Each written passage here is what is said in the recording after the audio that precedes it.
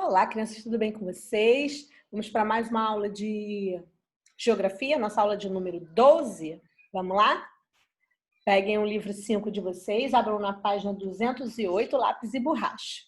E vamos acompanhar.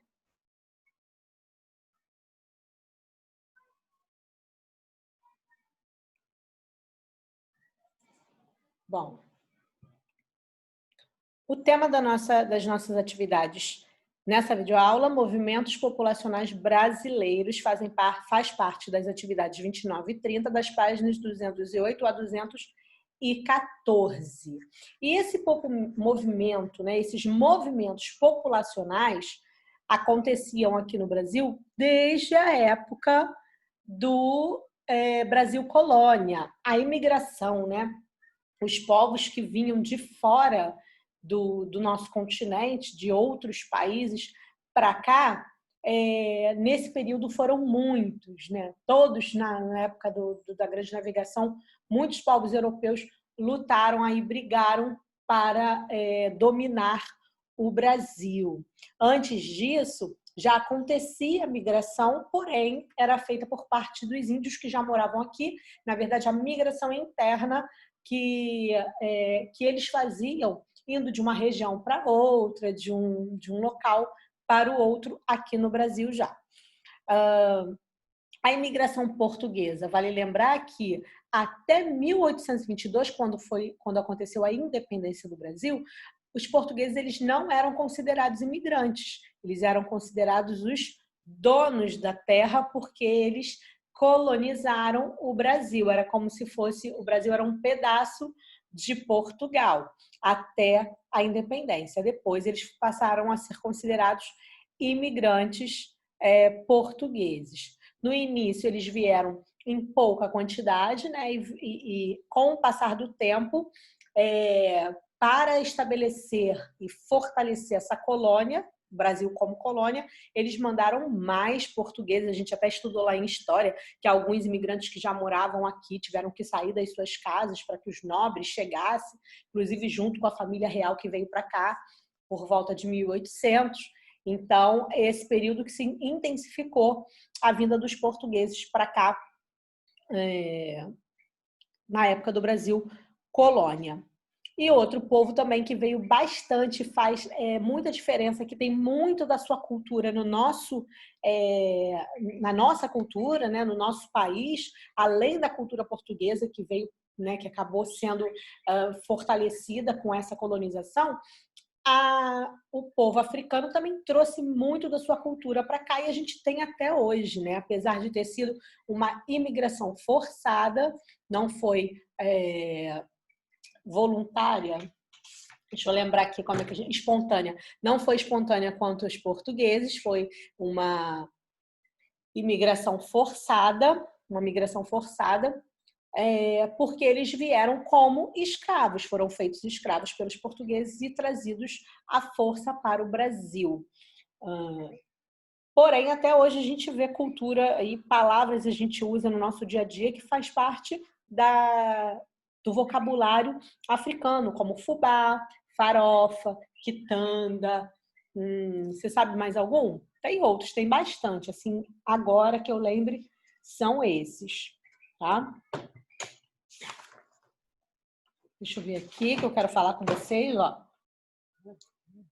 O livro de vocês traz a seguinte informação, ó. Entre 1531 e 1780, vieram para cá cerca de 1.800.000 pessoas de diversos lugares da África. Como eles vieram, foram trazidos como escravos, não se tinha muito registro de onde eles vieram. Alguns registros, aqueles que foram preservados, apontam para africanos das regiões de Angola, Costa do Marfim, Gana, Benin, Moçambique e Nigéria, como são conhecidos hoje, essa área aí.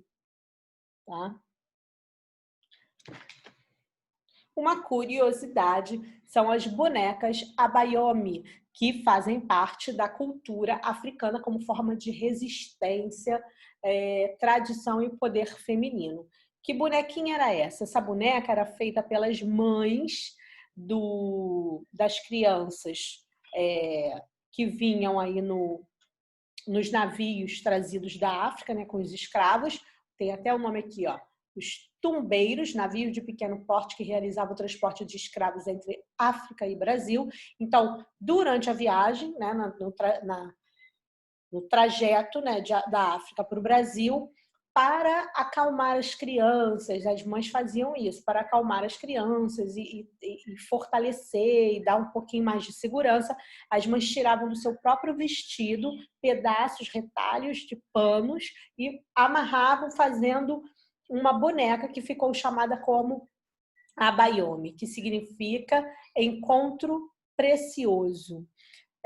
Essa boneca não tem olhos, nariz, boca, é feito mesmo com sendo trançado o tecido ou amarrado, né? Um pedacinho, amarra aqui para fazer o braço, amarra aqui para fazer o outro, amarra as perninhas para fazer as pernas, amarra aqui para fazer a parte dividir a cabeça do corpo. Então era assim que eles faziam.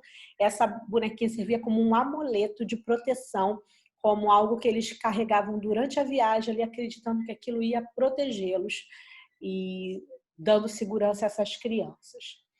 Tá?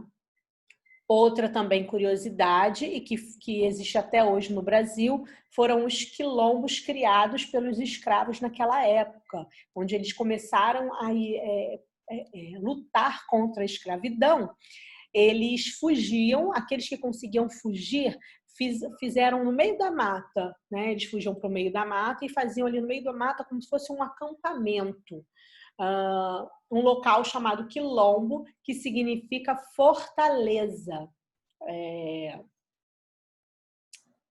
de acordo com a língua banto, né, de um povo africano, significa fortaleza. E ali eles se protegiam contra os europeus que quisessem novamente resgatá-lo para escravizar. E ali eles se organizavam para lutar contra os europeus, e aí o quilombo ficou conhecido como também um espaço de resistência. Até hoje existem alguns quilombos espalhados pelo Brasil. Aqui esse mapa mostra para vocês aí no livrinho, tá? Alguns quilombos que ainda existem. O mais famoso é o Quilombo dos Palmares. Ok? E outras nações de imigrantes também vieram para cá durante aí o século XIX e XX. Além, aqui mostra a chegada dos primeiros imigrantes japoneses, né? Vinham para cá também por conta da dificuldade econômica e política dos seus países. Então, outros imigrantes também vieram. Vamos ver aqui no gráfico. Olha, aqui mostra os anos e aqui a cor são os imigrantes. O azulzinho são outros povos, tá? Então, olha, em 1894 a 1890... Isso aqui está errado, né? Acho que está ao contrário. Deve ser 1893 e 1894, ou 84, né? 1884 a 1893. O livro de vocês está errado.